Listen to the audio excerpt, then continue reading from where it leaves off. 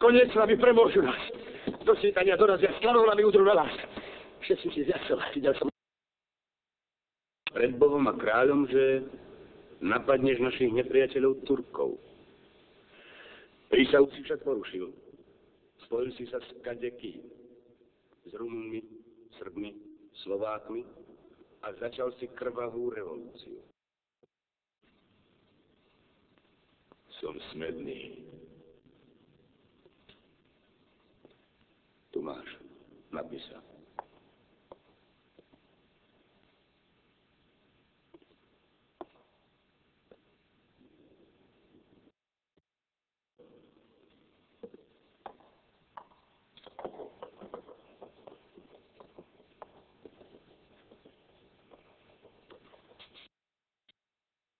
Proti spoločnému nepriateľovi. Ja žestujeme. Pápež by ti istote dal vyzváňať. Keby si mu zišiel na um. Bol som ako študent v Reveši. Učil som... Podľa skúšky s rozžeraveným železom tento človek previnil sa proti Bohu. Na potrestanie svetskou mocou Svätá Matka Cirkev udeľuje svoje požehnanie. Ty podpál, Áron. Rad môj, neučil som sa ľudí mordovať, iba kone podkúvať. Spabelec! Ty čierokriažník, ja ťa mám azda učiť 5. Božiemu prikázaniu.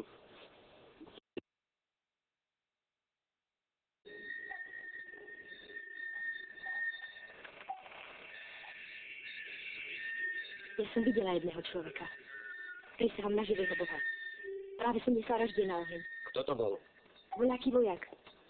Skoreného jelenia niesol na koni. Šiel smerom k bielemu polu, jeho by sa bolo treba spýtať. Napokon je celkom jedno, koho nám nájdeš.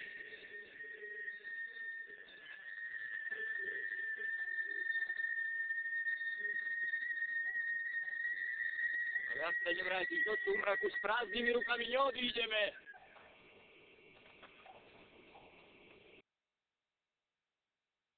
Biskup, nie je času na jednačky. Zriekni sa bohatstva a moci a ostaneš nažive. Môj majetok pochádza od Boha a len on mi ho môže vziať. Ty si nevedel. Máš?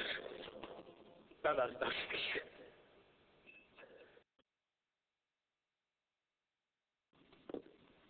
Radu, priveď ho späť. Mal si ma zabiť vtedy tým šípom. Vidíš, dal som ti vyrezať jazyk. No na mojom mieste by si nebol konal ináč.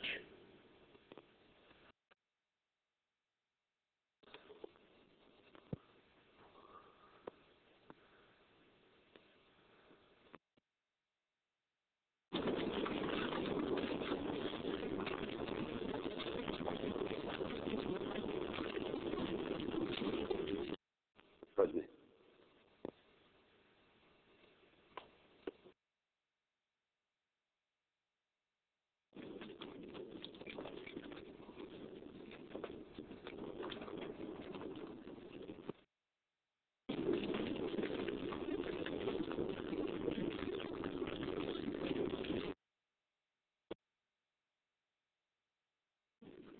Veď ho k trónu, študent.